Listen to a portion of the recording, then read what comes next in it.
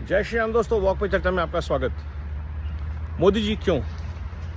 हमें बहुत साल तक नकली गांधी पे गांधी बेचे गए, तो असली मोदी भी देख लीजिए। और हमने देखा जो काम किसी नकली गांधी ने 10 साल में नहीं किया, वो काम असली मोदी ने 10 साल में करके दिखाया। जो काम नकली गांधी की 3 पीढ़ियां नहीं कर पाई, वो असली मोदी ने 1 साल में कर दिया।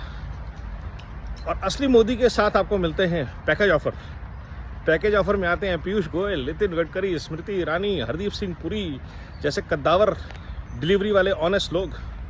और ये लिस्ट बहुत लंबी है।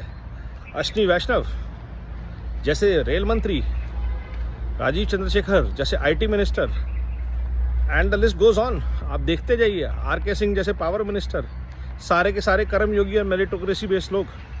इसलिए चाहिए मोदी सरकार। मोदी जी ने जो करके दिखाया है देश के लिए, वो है एक बेहतरीन टीम का निर्माण।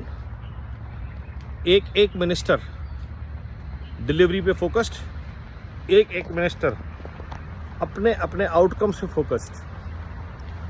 कोई टेक्सटाइल को कन्वर्ट कर रहा है, कोई एक्सपोर्ट्स को ग्रो कर रहा है, कोई फार्मा इंडस्ट्री को ट्रांसफॉर्म कर रहा है, कोई किसानों के लिए लगा हुआ है।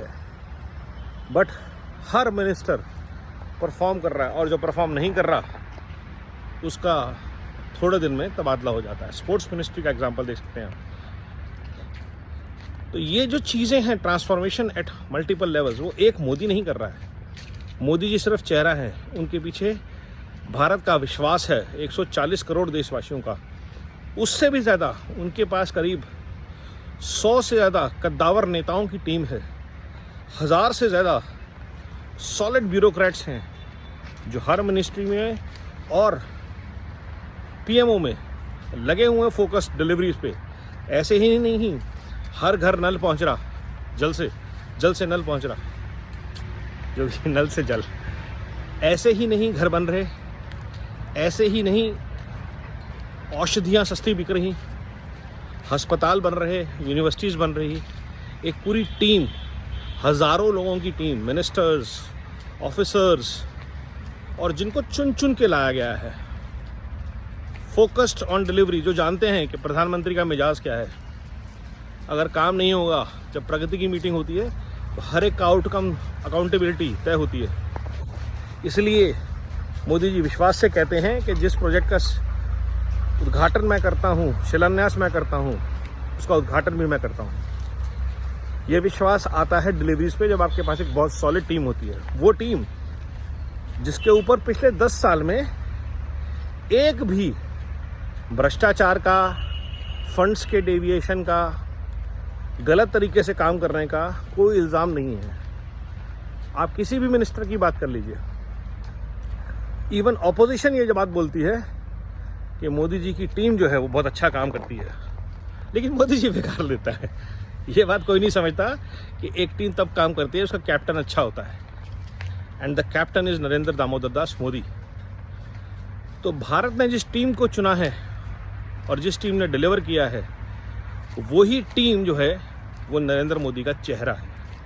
और इसीलिए नकली गांधी और उनके नकली चमचों के खिलाफ अगर एक असली मोदी और उसकी highly qualified meritocracy based team खड़ी हो, तो भारत का चुनाव एक तरफा हो जाता है। आप चुन ही नहीं सकते। अगर आपके अंदर 1, 2, 4, 5% भी देश के बारे में सोचने की क्षमता है, तो आप बाय डिफ़ॉल्ट कमल के निशान पे बटन दबाएंगे, भाजपा को चुनेंगे, मोदी जी को चुनेंगे, क्योंकि आपको पता है कि आपका वोट जो है वो भारत के निर्माण में जाएगा। आपका नोट जो है वो भी भारत के निर्माण में जाएगा, किसी की जेब में नहीं जाएगा। क्या ये विश्वास आपको किसी भी इंडी पार्टी के नेता के ऊपर है? बहुत सारे नेताओं ने कांग्रेस छोड़ी है। क्यों छोड़ी है? क्योंकि उन्होंने हाथ तौबा कर लिया कि यार भ्रष्ट लोगों के लिए काम नहीं करना हमें, जिनमें नेतृत्व की क्षमता नहीं है, उलझुलूल बातें करवाते हैं। और हर जगह हर भ्रष्ट पार्टी का यही हाल है। क्षेत्रवादी पार्टियों में अभी भी लोग कम छोड़ रहे हैं, क्योंकि उनमें उम्मीद है कि जब हमारे लोकल चुनाव होंगे तो हम फाइट देके अपनी अपनी सीट बचा लेंगे, हमारे धंधे चलते रहेंगे। उनके भी सपने नेस्तो नाबूद होंगे। अभी जब स्टेट्स के चुनाव होंगे तो यही सपा और DMK जैसी पार्टियां और TMC जैसी पार्टियां भुगतेंगी। बट हाल फिलहाल आज के डेट की बात यह है कि भारत के पास टीम नमो नरेंद्र मोदी को चुनने के अलावा कोई विकल्प है ही नहीं, क्योंकि सामने कोई है ही नहीं, चुनौती कोई है ही नहीं। जब मोदी जी बोलते हैं कि ऑपोजिशन पस्त और ध्वस्त हो गई है, तो वो इसलिए बोलते हैं कि विश्वास आता है 10 साल के निर्बाध आउटकम्स के बाद, 10 साल के अमेजिंग डिलीवरीज के बाद, करोड़ों घरों में पानी, करोड़ों लोगों को दवाएं, आयुष्मान भारत, करोड़ों लोगों तक हर महीने सालों साल तक खाना राशन, ये एक ईमानदार व्यक्ति ही कर सकता है, और जो कहीं भी धर्म जाति क्षेत्र पे भेदभाव नहीं करता। जो डिजर्विंग है, जो गरीब है, जो पिछड़ा है, जो किसान है, जो महिला है, जो युवा है, उनके लिए हमेशा चिंतित रहते हैं, हमेशा कार्यवान रहते हैं।